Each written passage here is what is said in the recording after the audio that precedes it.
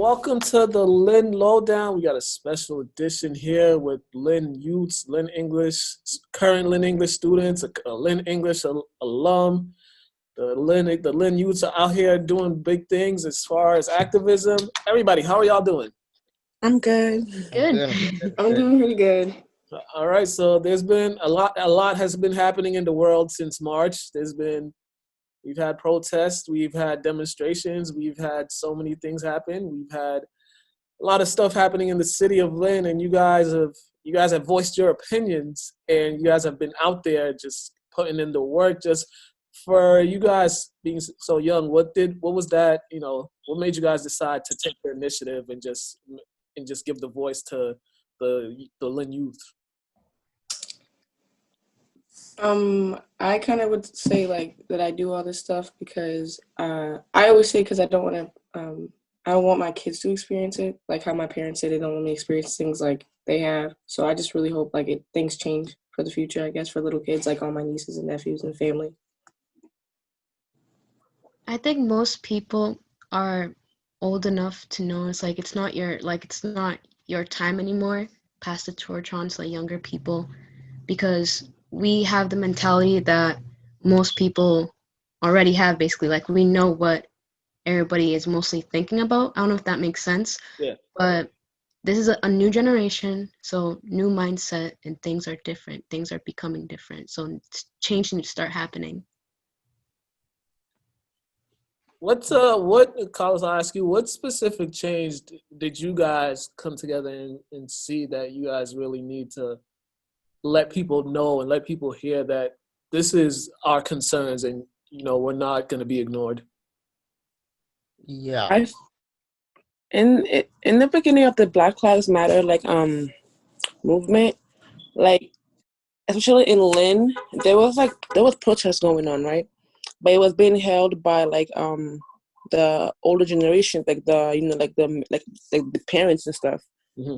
So me and a couple of people end up so we need Black Lives Matter, but like hosted by the youth, so everyone could come out and then speak because everyone wants to speak, but like there was a huge disconnect between the youth and the adults, especially at Lynn. So we had like a Black Lives Matter event. It was like mainly youth that organized it. It went great and everything. We had like speakers. We had like basically like everybody came out. So it was pretty great. So I think that was like something. Yeah. And Carlos? Yeah. So our concern was the racial injustices going on in the nation, and we took it back home, and we thought Lynn is such a diverse city, and we as a city need to support our Black brothers and sisters and everybody in between, to show them that we appreciate them, we love them, we know that their lives are more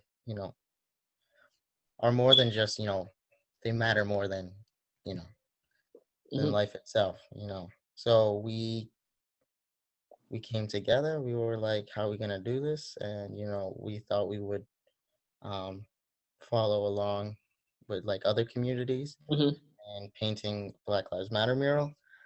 We understood that it wasn't gonna solve anything, but it was a symbol of you know what do you call that, empathy with our Black community, and also a symbol of empowerment, for the Black folk that are out there already Mm-hmm. making change in those buildings, whether it be city hall, police stations, the judicial system. Yeah, that's one thing. You guys have been making headlines trying to get the mural painted. Just when you see a community like Somerville had it and then you see now you guys trying to get it here. What was just what are the obstacles that you guys are currently going through to get that mural painted in the city? I mean, we've been working on it for the longest time, and then when we heard about Summerville, we went down to check what they basically did, like how they got to the point that they got, and it was more of a like, oh yeah, the mayor just gave us like an okay type thing, and we're like, but our mayor's like having us go to this and this person for an okay, but then this and this person is saying that we can't get it because of the legal department, So it's like if it's not one thing, it's the other thing.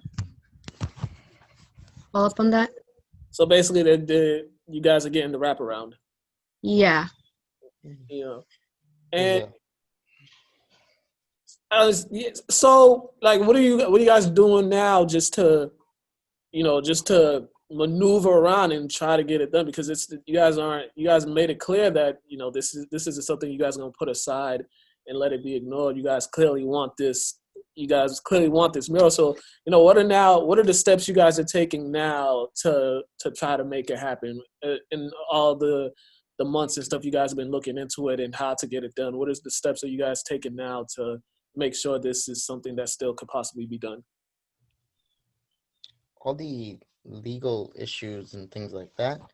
The steps right now are to work around those and to see how other communities and study other communities and see how they have done this without running into any legal issues. Mm-hmm.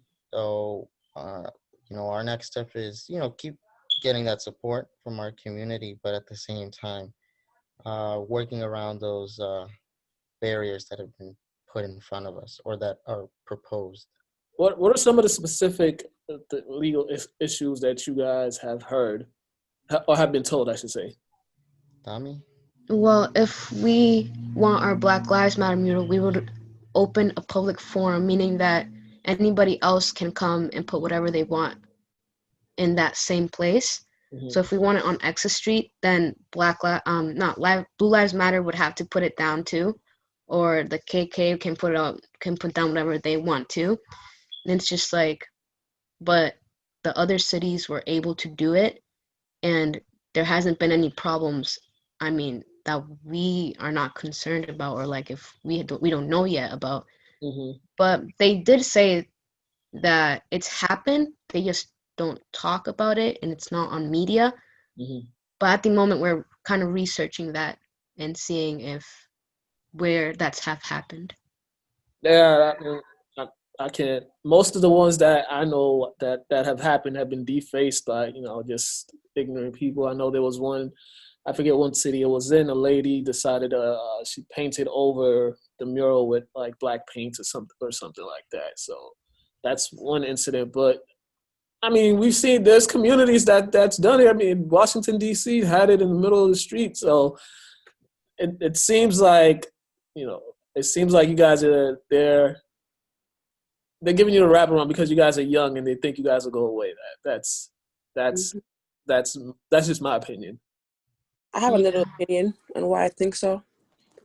I think because Lynn is very diverse between like a lot of Hispanics, Asians, Black. It's like a diverse city.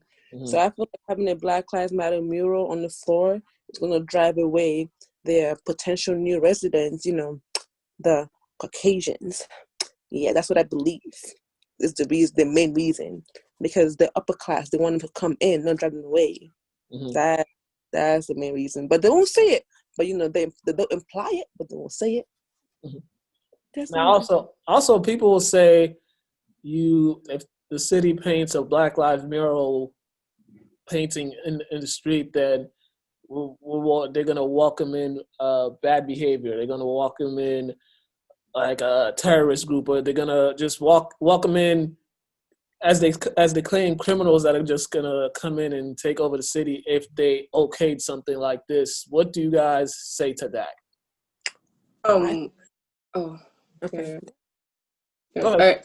What was I gonna say? We talked about this before, and it's kind of like the whole kind of like gentrification, because they just don't like I've said before, they don't want to make it seem like they're bad people. Like they want to make it look like everything's perfect, but they think that if we have this down, it's gonna because obviously people have their disagreements, so they think it's not gonna act how they want it. I don't know, it's hard to describe, but definitely something that they just don't want to make it seem like a bad place, but we're not making it, we're just trying to say something. Yeah. You think if they allow that, then they're gonna enable some other stuff to happen that most people don't want to happen around in the city? I don't know. I mean, like, it's not like we're blocking anybody out from saying anything as well. Mhm. But I mean, we haven't really, like, there hasn't been anybody that's like really been too opposed that might want to say something else, like, oh, why don't we get our say? Like, I don't think we've ever experienced that right now. God forbid we don't. But I don't think it's really going to be seen as bad. Mm-hmm. Mm-hmm. So. Now, you know, we're in, what month are we in? We're in October, right?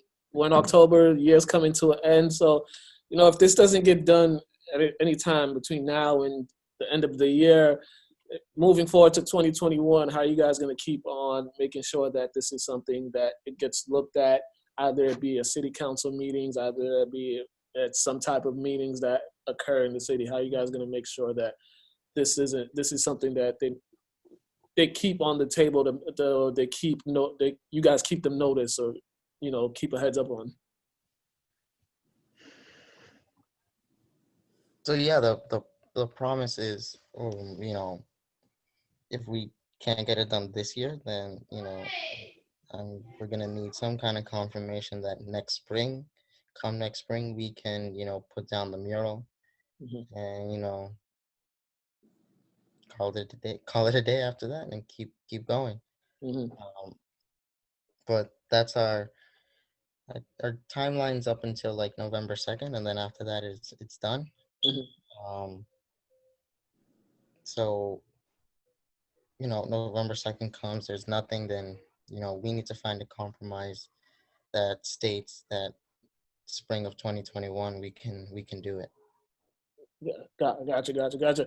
All right, now tell me, what are some, you guys working on that, but what are, you know, moving forward to 2021, what are some things that you all are planning, you know, planning moving forward as far as activism or volunteering? What are just some things that you guys are, you know, looking ahead to do for the upcoming year?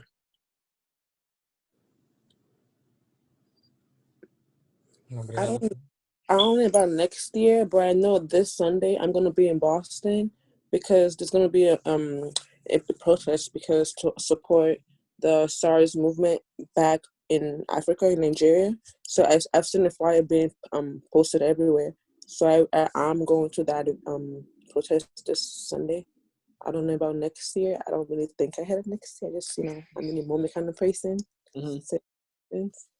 Yeah, I agree with Ashley. I don't really have anything planned. It's not like I have a calendar with, oh, I'm doing this month, I'm doing this month. It's more of a, if I see something, I go and do it. And yeah. I try to make every protest I see. Mm-hmm. I try to get to any one of them. Just, yeah. How have you guys been able to stay mentally focused with everything happening? You guys are in school and remote learning and all that. You guys got to deal with this remote learning. You got to deal with the pandemic, and you know, it's an election year. It's also an election year. All this election stuff is coming at everybody.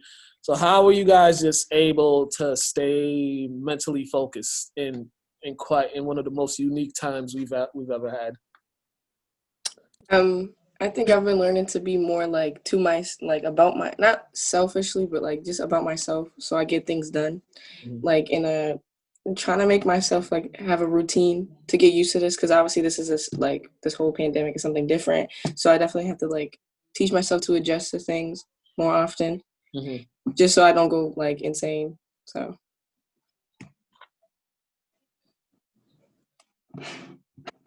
Everybody could get a crack at that answer.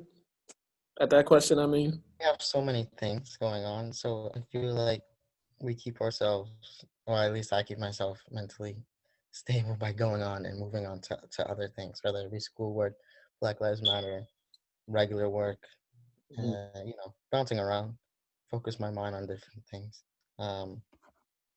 Watching Netflix when I can.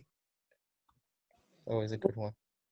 Yeah, we'll all adapt to it. It's more of a getting used to, like Kendra said, to the routine, and it's more of a I mean, for me it's like a non-stopping thing. Like I only get to rest when I go to sleep, but it's just so many things at the same time, and it's just like if I'm not doing anything, it's killing me basically. Like there's nothing to do. What can I do? Mm-hmm. It's boring when there's nothing to do. I'm just used to being active. Got it. Mhm. All right. And so lastly, you said November 2nd. That's kind of the deadline. So if anybody in the community that wants to help you guys, that wants to steer you guys in the right direction, and just want to be involved in any way, just let them know where they can reach you. Plug the emails or social medias. Email Ashley Jonathan, ASHLEY Jonathan, my last name, .aj@gmail.com. That's my email. I think you So can all find us on Facebook Yeah. as Damiani Oh, Garrido. yeah. And I think we have a email for the Black Lives Matter. What's the email, Carlos? it's Lynn BLM Youth. All right. Ladies and gentlemen, y'all keep doing what you guys are doing. I know I've seen you guys out there just out there, out in the field putting in that work. So keep doing what you're doing, and hopefully you guys get the result that you wanted in this. I know you guys have been at it for a while, so just keep applying pressure and just keep doing what you're doing, and everything will work out the way it should be. So I want to thank all of you for taking the time to come on and chat with me. It's appreciated, and continue to do the great work in the city. Thank you. Thank you. Thank you for Thank having you for having us. Not a problem. You guys have been watching the Lynn Lowdown with the Black Lives Matter Youth of Lynn. Have a great day, ladies and gentlemen.